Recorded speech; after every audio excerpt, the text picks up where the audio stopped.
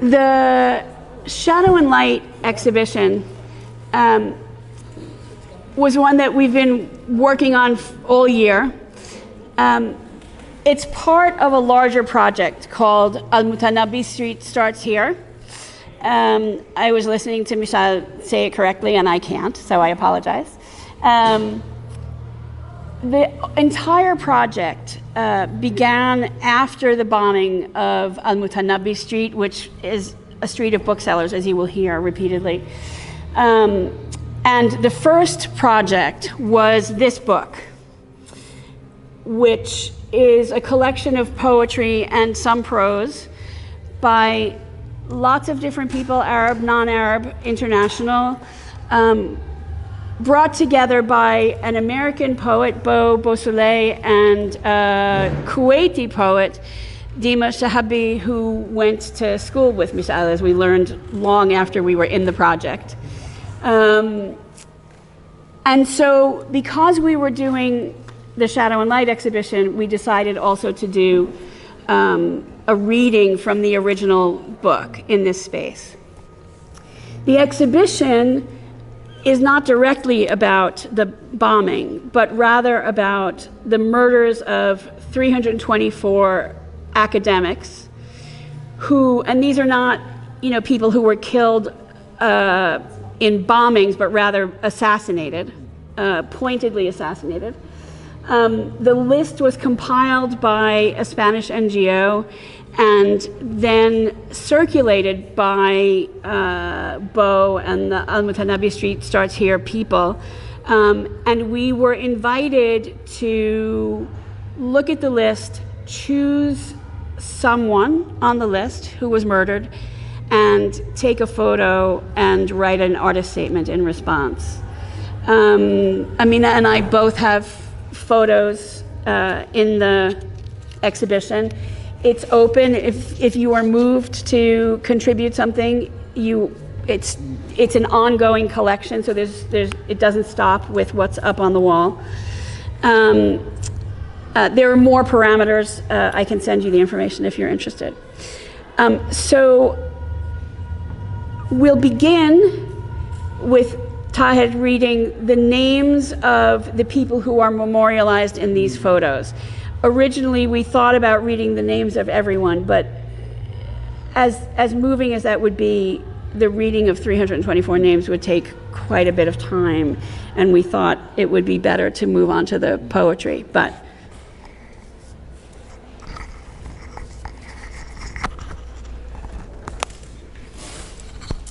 thank you, Anahid.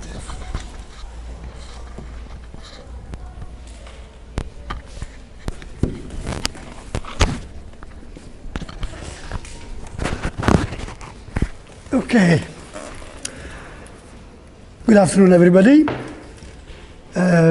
My task is very easy today, so I'll read the list.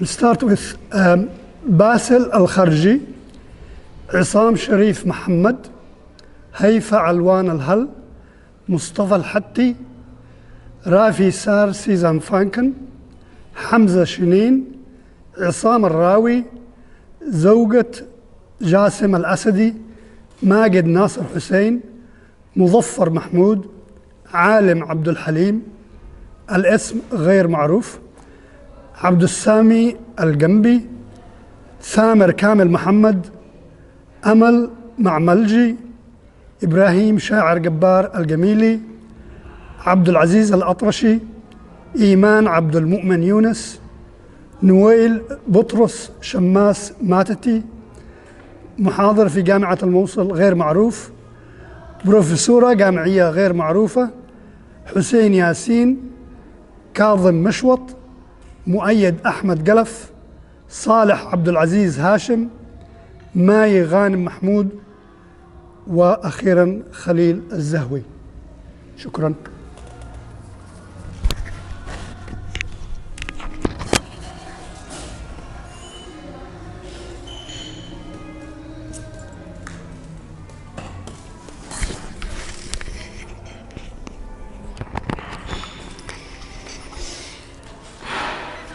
I thought I would read the introduction that Beau wrote to the book, since it's brief enough.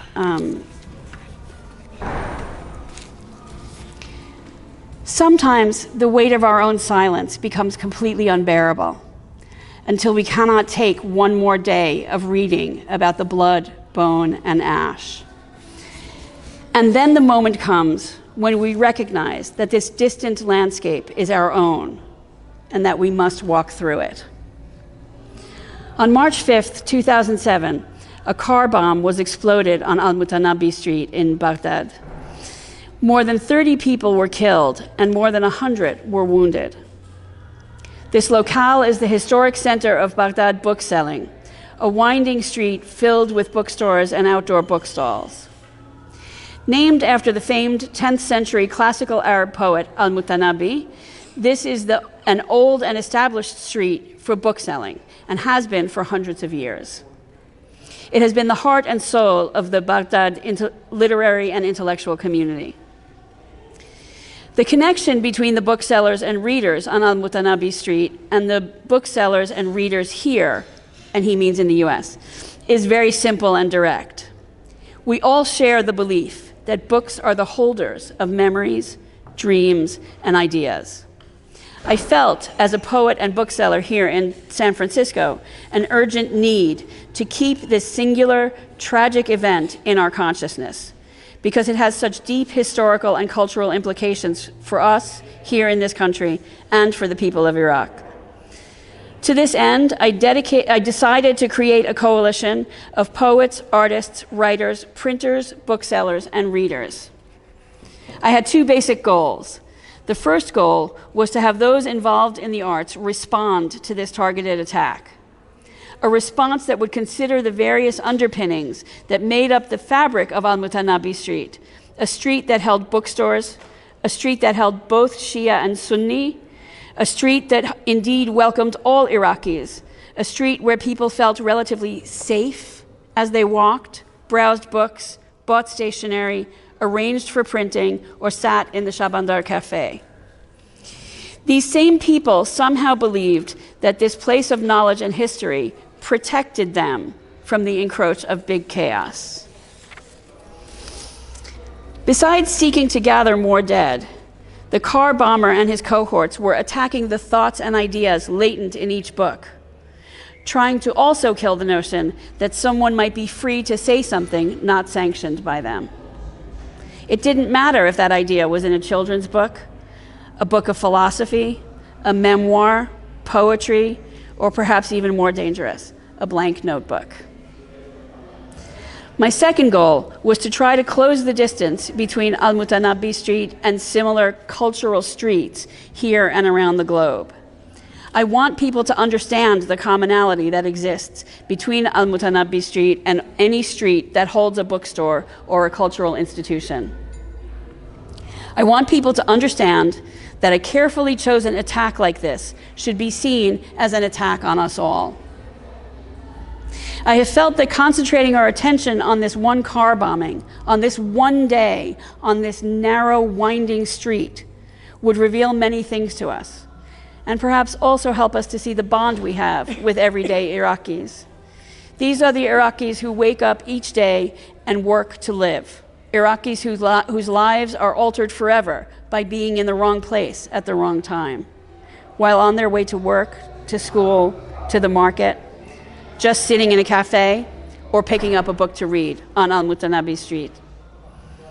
I have come to feel that wherever someone gathers their thoughts to write towards the truth, or where someone sits down and opens a book to read, it is there that Al-Mutanabbi Street starts. As much as this anthology celebrates Al-Mutanabbi Street and helps others understand what it means to the Iraqi cultural community, it is also a lament for those who were killed and wounded that day, and by extension, on all the streets and days before and days after, even this very day as I write these words. Al-Mutanabbi Street has reopened, although many booksellers were killed, and many of the survivors left the street. Still, books are being displayed and sold again, and the gutted Shabandar Cafe has been made new. The owner lost many family members in the blast. And today, my friend Maysoon Pachachi writes to me, we will see how long it will take for Al-Mutanabbi Street to get its soul back. One might say the same about our own country as well.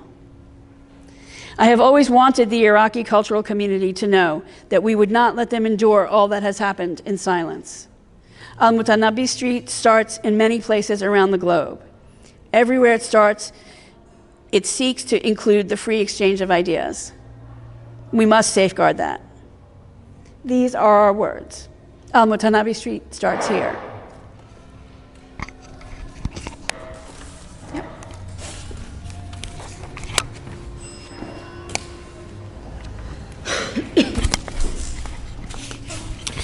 Good afternoon, everyone. I'm Mustapha, and I'm one of the member of the team of the Liverpool Arab Arts Festival. This piece was chosen to me by Anahid. I love the title because I love knowledge, and that's what I do. I work in knowledge. So there it is. I state here that whoever did this horrific criminal act on Al-Mutanabbi Street, which took lives or injured some of the best educated and intellectual youth. I say they live in a ditch of their own ignorance and darkness. However, they failed, for they don't understand who the Iraqis are. Not Iraqi history and culture. A history that goes back 7,000 years. They don't know or understand the Iraqis' fondness for literature, knowledge, and books. We must never forget the famous saying that is repeated by every intellectual Arab. Egypt writes, Lebanon prints, and Baghdad reads. My brother was also working on Al-Mutanabbi Street as a door-to-door stationery supplier when the explosion happened. He left everything and ran in search of me, wondering if I was dead or alive. He was running from place to place, bewildered and overwhelmed, asking everybody if they had seen me. And I was simply in the same condition, doing the exact same thing. This tragic incident still fills my heart. It will dwell with me for a long time. My memory of it distresses me, the memory of friends and colleagues who are gone, heaps of valuable and old books. They were burnt, damaged, and scattered everywhere. The memory of the dismay and horror I saw on every face that day. The great efforts to restore this street mends my soul and gives me patience.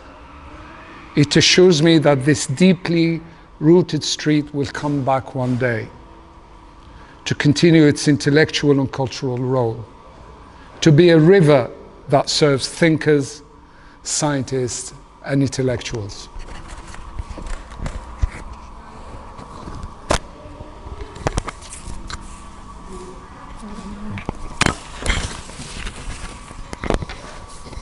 Hi everyone.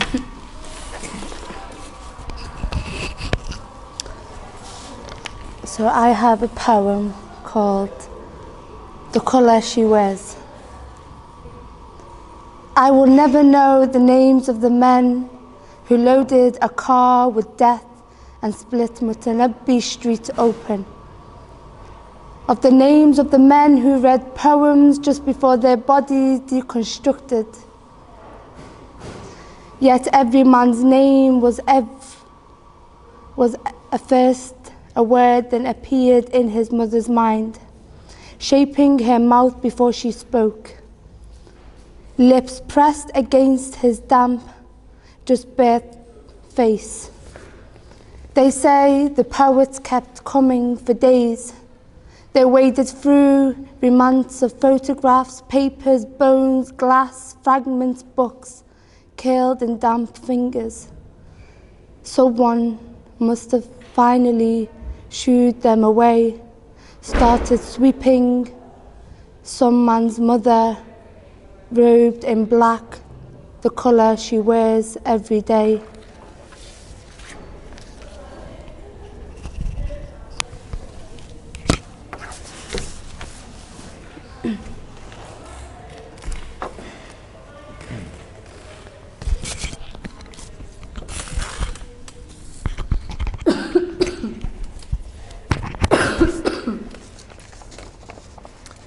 This is an untitled poem by Ibn al-Utri. Who invaded you, Baghdad? Weren't you once as dear to me as my eye? Wasn't there a time when people lived within you, when being neighbors was a blessing? Then the crow came and divided them. How much grief can you endure? This was actually a poem by Ibn al-Utri on the destruction of Baghdad in the early 9th century. It was recited by bookseller Naim As-Satri on the 14th of September 2007 as a curfew was lifted on Al-Mutanabbi Street in Baghdad, 6 months after the car bombing that devastated the historic market. Printed as a broadside for the Al-Mutanabbi Street project.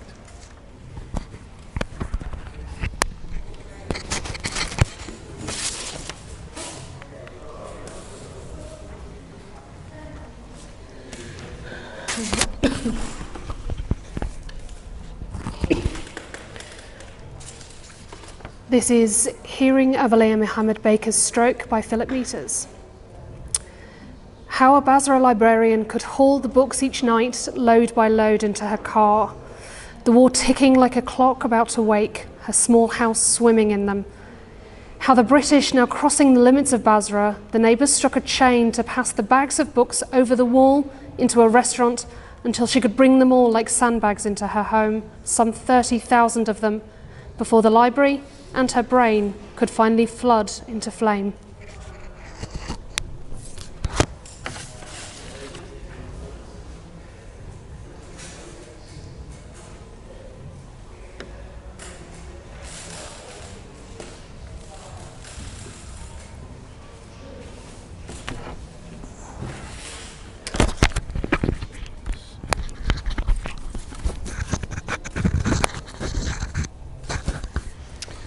So this is a poem by Brian Turner in memory of Mohammed Hawaii called the Al-Mutanabbi Street Bombing. In the moment after the explosion, an old man staggers in the cloud of dust and debris, hands pressed hard against his bleeding ears as if to block the noise of the world. At 11:40 a.m., the broken sounds of the wounded rising around him, chilled and roughened by pain. While a young man runs past, shrieking at the unspeakable, a water pipe still in his hands, as he runs with its tube and mouthpiece bouncing like a goose with a broken neck. The buildings catch fire, the cafes, stationery shops, the Renaissance bookstore. A huge column of smoke, a black anvil head, plumes upward, fueled by Kita al-Aghani, Al-Isfahani's Book of Songs, the elegies of Kansa, the exile poetry of Yusuf and Al-Azawi, the religious tracts, manifestos, translations of Homer, Shakespeare, Whitman and Neruda. These book leaves curl their darkening tongues, handed down from one person to another verse. It rises over Baghdad for all to see, a fire made to shut out the sun.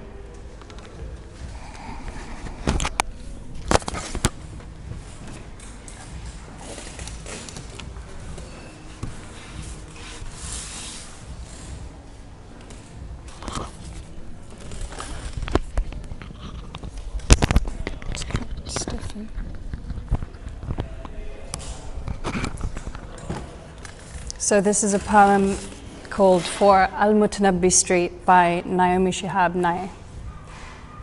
Books and stationery, some still tied in charred bundles, littered the street. A single sentence which mesmerized one mind for hours will not be seen again in that edition, will not be seen tucked into the bookshelf of the friend we will never meet, on the street we will not know. What blows to pieces goes fast. They'll give it names: successful mission, progress in security. What lingers long? Quiet hours reading, in which people were the best they hadn't been yet. Something was coming, something exquisitely new, something hopeful anyone might do, and the paper flicker of turning.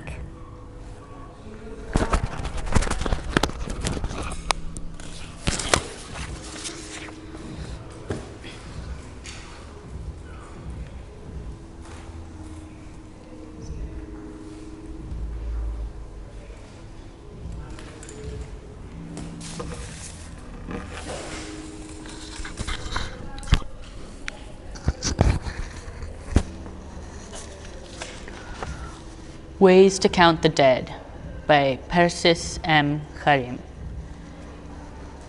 Keep track of the Iraqi death toll. Keeping track of the Iraqi death toll isn't the job of the United States, a student said. And besides, how would we count the dead? Take their limbs strewn about the streets, multiply by 1,001. Ask everyone in Baghdad who has lost a brother, cousin, sister, child, to speak their name in a recorder. Go to every school, stand at the front of the class, take roll. For every empty desk, at least 2 dead. Find every shop that sells cigarettes. Ask how many more cartons they've sold this year. Go to the coffin maker. Ask how much cedar and pine he's ordered this month. The dead do not require much. They don't speak in numbers or tongues. They lay silent, waiting to be counted.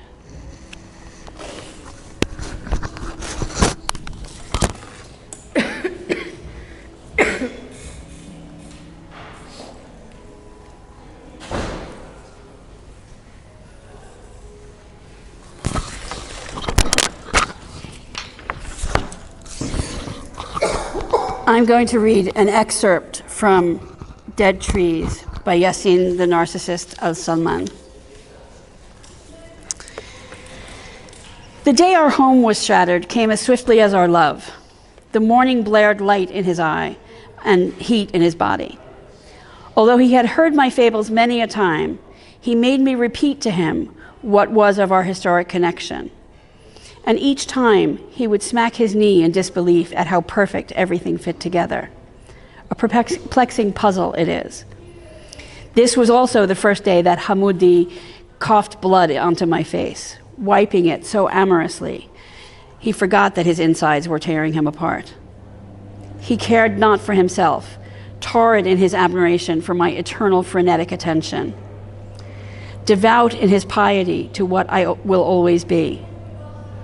The burst came ever so unexpectedly, searing my skin and throwing me to the other side of the road, out of his hand. As pages flew around us, Hamoudi awoke dizzy and disoriented, looking for me without checking if he was hurt at all. Finally finding me, he looked around and saw what was left of his workplace and haven of knowledge. Crispy bodies lie immobile in their passing, soul fueling the fires of burning Qurans, biographies deleted by the hands of his own brothers and sisters. This war brought nothing but despair and violence. Quote, "The pages of my life no longer hold you together, my love," said Hamoudi, salesman of your mind and beliefs. Al-Mutanabbi Street was the lover he never tended to when she was around, and lost all hope in her returning to him on this summer swelter of the shaitan's doing. Nothing was ever as it seemed. He walked the street back and forth daily, clutching me and shaking his head in disbelief for months on end. Mother Nature had finally turned her back on father politics. He cheated her out of their pact and bond, and Hamoudi finally realized he doesn't believe in anything anymore. He slowly retreated from our relationship and finally from himself. I would watch him slowly pace around his sheltered home in Jihad, looking for peace in his madness. He could not accept that he was dying, leaving all that he had learned behind him as an invisible ghost. Why? He thought to himself. He cursed himself for his lack of faith. He cursed God for the lack of presence, the invisibility that was the divine grip on all that was written in its glory and suffering. In his last days, he would not move from his bed, wheezing his discontent into the air as a cloak of darkness, the sheath of his soul uncovered and falling to the pits of damnation. "I don't want to die," was the only words muttered to himself, ignoring me completely, leaving me to be an empty widow, a lore untold, a fabrication, the lie of our century. The cancer was not killing him alone. The loss of Al-Mutanabbi Street, his sarcophagus, the final blow to his shattered body. Hamoudi died with me gazing at his spirit floating around the room, the greenish hue of his animus protruding from every orifice in his body. I wondered who would find this lonely man that used to be, and imagined watching him decompose into nothingness before the discovery of his bones were left to be ravaged by the cancerous air around us. He left me a relic. Without you, Hamoudi, I am but a poorly written present, an undiscovered gold mine, an untouched artifact, a wounded past and a distant future. Nothing is what it seems and will ever be the same. No one will ever know me or read me the same again. I have been deleted from your mind, and your mind has deleted me from our kind. I am all but a closed history. I am your book. I was.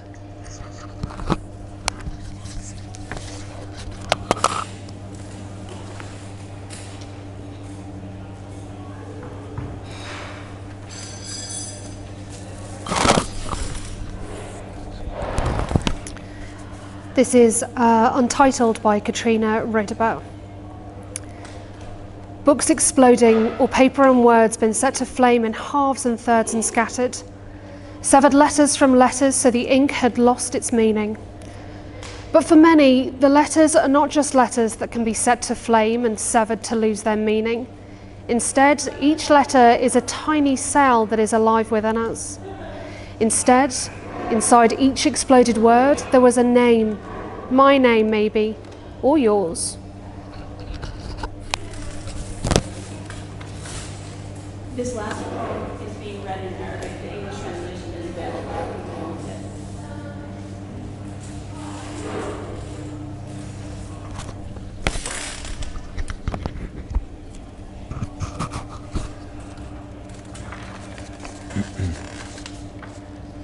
منزل في شارع المتنبي. أنا كلمة بالعربية والإنجليزية والفارسية. أنا كلمة بالكردية والألمانية والعبرية والفرنسية. أنا كلمة في أفواه الأنبياء والباعة المتجولين. سأحضر لك الشاي وسأحمل لك الفرح والدموع. أنا كلمة في كتاب. أتمدد أمام الشمس التي تقرأني من وراء كتف شخص يتطلع للتسوق. أنا مخيلة العدو العائد إلى المنزل لفهم عدوها، لأن القفزة من عدو إلى صديق سريعة وأكيدة كالرحلة من الصفحة إلى البصر. أنا محبوبة، أنا ملعونة، أنا مخيفة. أنا وأنا أنت وأنت. عندما يفتح الكتاب تسمعني أتنهد متمتعا بلمس عقلك. عندما تنفجر القنابل أنا أتناثر عن كل ما عرفته وتحملني الريح والرماد. ومن الممكن أن تعتقد أنني أختفي، ولكني لا أزول. الحرائق تهدأ ومكاني باق في البيت، في الشارع، وفي المقاهي التي أعيد بناؤها. أنا الذاكرة ومادة الذاكرة. أنا أنتصر على الماضي لأنني دائما الحاضر. أنا أتغلب على الموت لأنني المستقبل.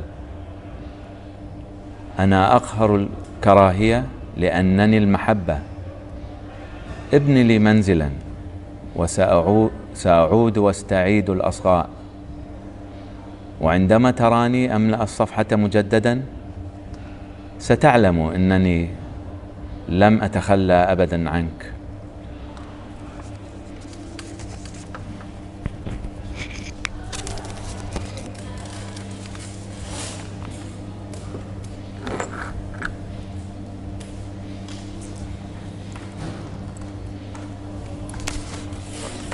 So that's the end of the formal reading.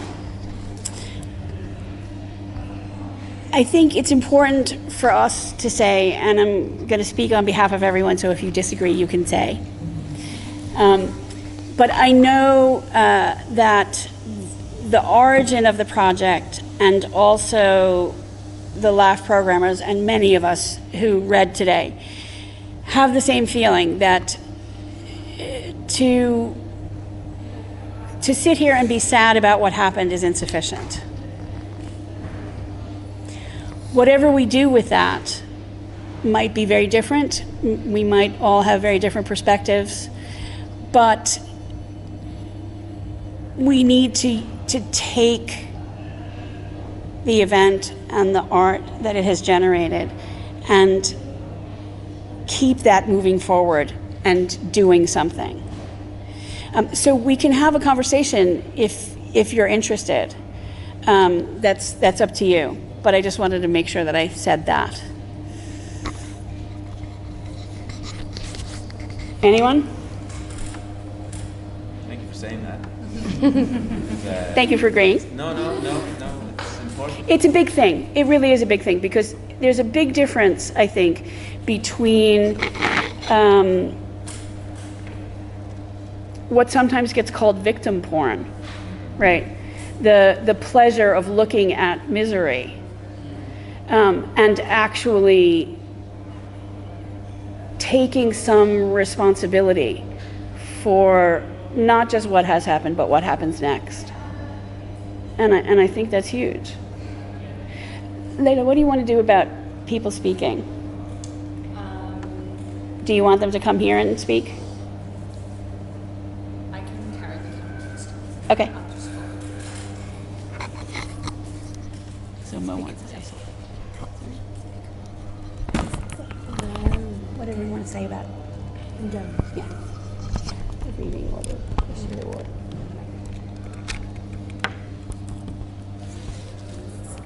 Don't feel too intimidated. I'll start then. The primary reason that we're recording is for Beau, so that he can see the reading.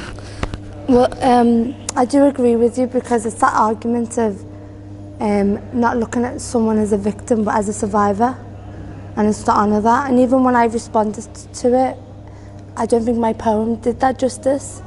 And no matter how many words I can put on that page, I never knew Mayud, never heard of him before. Right. And all I can do is just fill in the gaps, the government plate, the 3 cars, the armed young men. Who are they? What was he doing? What was he? I knew that he was an artist, but I wanted to know more. Yeah. But I think moving forward, I do feel like today and this project is part of making history. And we have to give ourselves a little bit of credit because in the next 20, 30 years, we will look back and think, oh, I remember when we were part of something that is now in all history books. And I think that's our aim, is to make sure that it's not just in one book, that it's in part of our history books in schools. And, you know, and so, yeah, honestly, it's been an absolute honour to be part of it. And not only that, we've raised awareness, but we've also educated ourselves. I've learned a lot about Iraq. I mean, just even learning about the streets. you know, the names of the streets.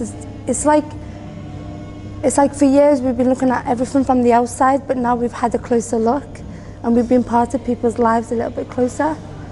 But yeah, you are right. It's like looking at people not as victims, but as survivors. Yeah. Well, I know you wanted to talk next, but I'm going to say one quick thing, which is I've told one or two people, but not everyone.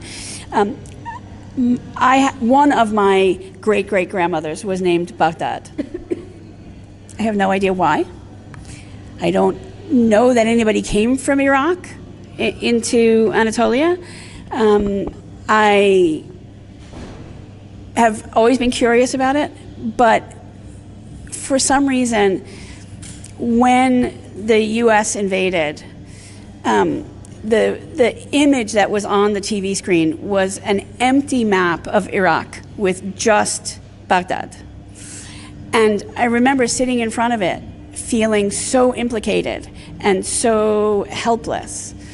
And I think working at remembering some of what happened and not letting us forget that real people, real ideas, real lives were destroyed wantonly, and not just by Western bombs, but by everything that set in motion, right? So I feel like this is an important thing to do, I have to say. I don't know what comes of it, but maybe many small things that we'll never know, so. Taher Qassim. Just hold the mic kind of loosely in front so you don't need to. Hello. So one of the things that I have been observing a lot with different groups online is that there's a lot of people who are doing kinds of, you know, preserving of culture that has been lost, or like trying to get culture back that's been lost. And I was wondering if there are any projects that are like that for this.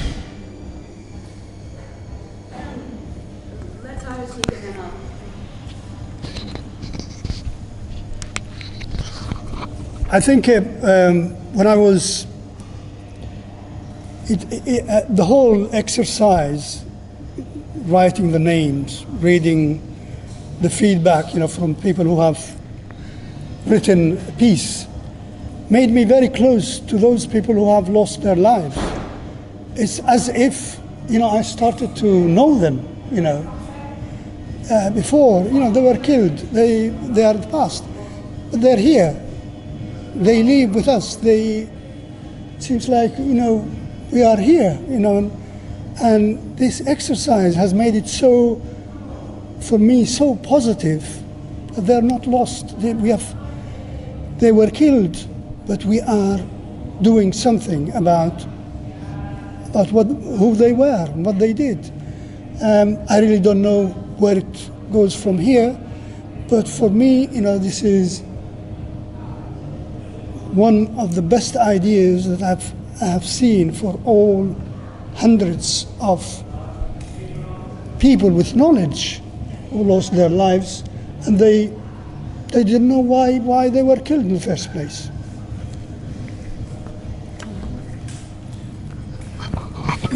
Hi, I'm Rafika. I came from Dublin this morning.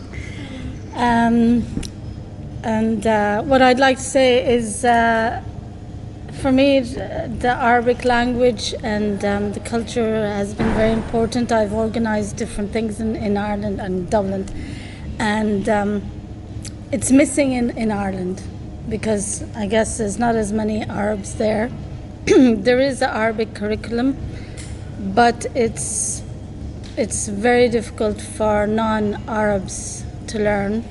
So I've been trying to, I got in touch with different, the ministry and whatever, to try and change that, because there's, instead of poetry and a bit of history and that, they have Quran. Now I have nothing against Quran, but it's not, I mean, it is, there's an argument that Arabic comes from the Quran, or there's a relation there, obviously, but it's putting off a lot of non-Arabs, non-Muslims doing Arabic. And none of the Arab embassies, they changed the curriculum. Now I'm going off on a tangent, but just to give you an example, that the Arab embassies in Dublin are not promoting the language. And I don't know whether here you teach any history or anything like that in Liverpool or in the UK. So I'm just curious about that.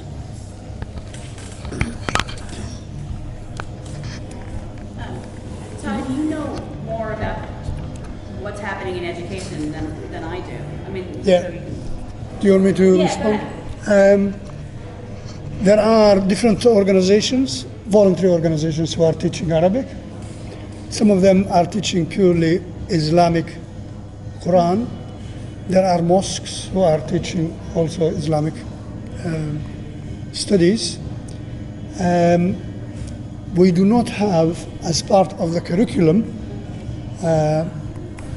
to teach Arabic, but there are schools. It's part of, it's a choice. If students are interested in Arabic, then they can do the GCSE in Arabic. And that choice is there, and they get the exam in Arabic. But that's pure Arabic. It's not No. history or culture. No, or no. anything. No. just like That's what's missing. Yeah, I of think. course. It's not. The language is not being promoted. Like, young people want to know a little bit more Yeah. about the stories and all that of the past, and we're not giving it. Layla, I'll answer most questions. Oh, yeah.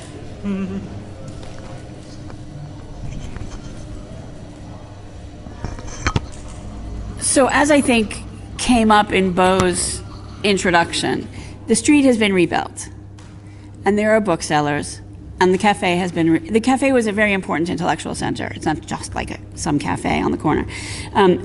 It's been rebuilt.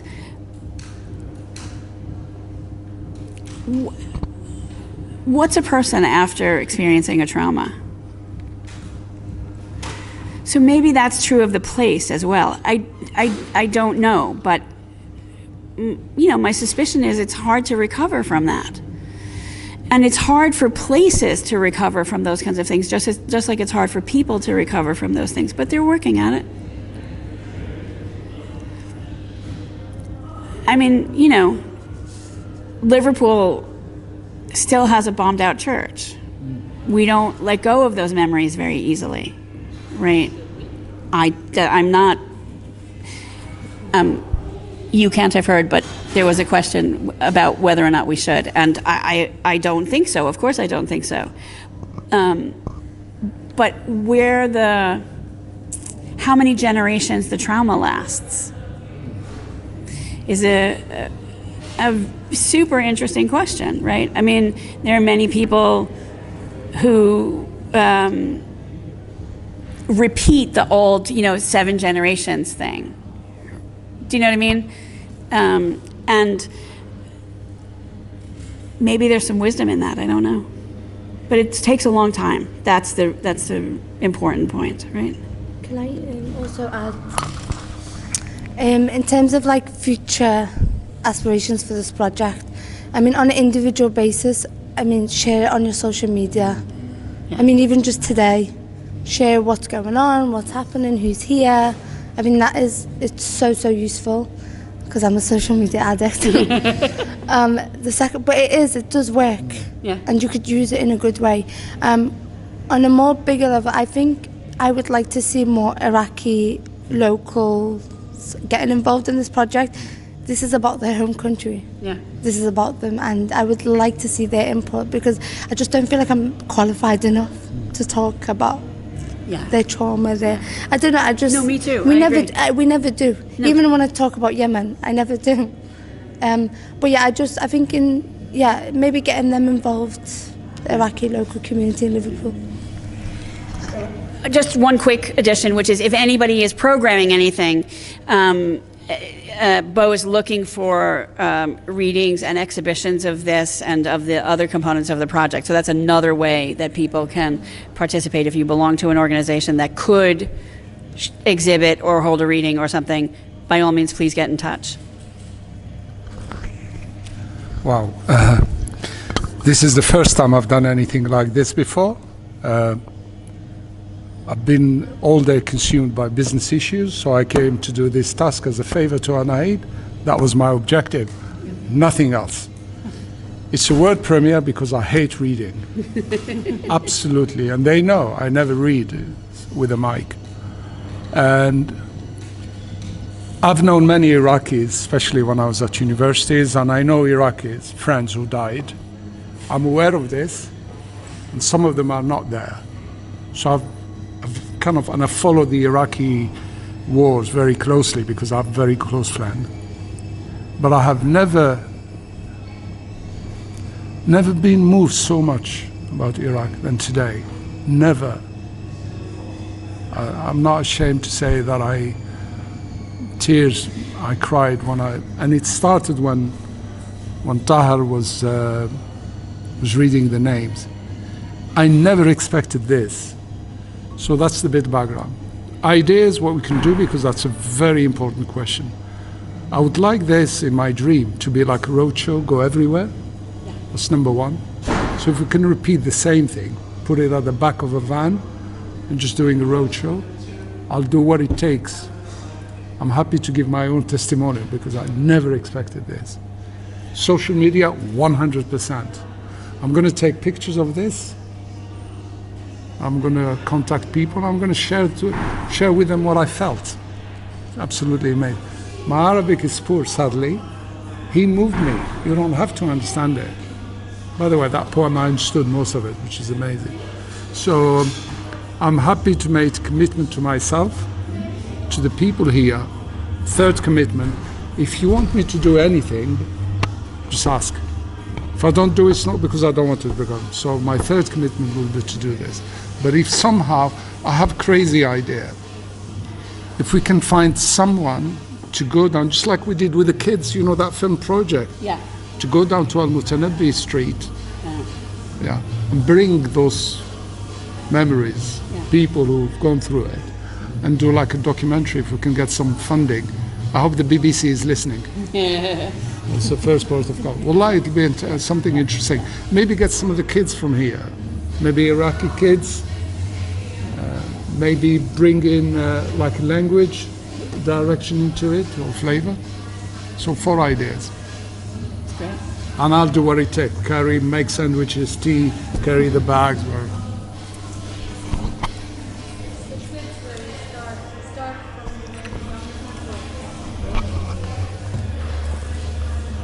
So I really thought what you said was really interesting, and also pretty much what everyone said was interesting.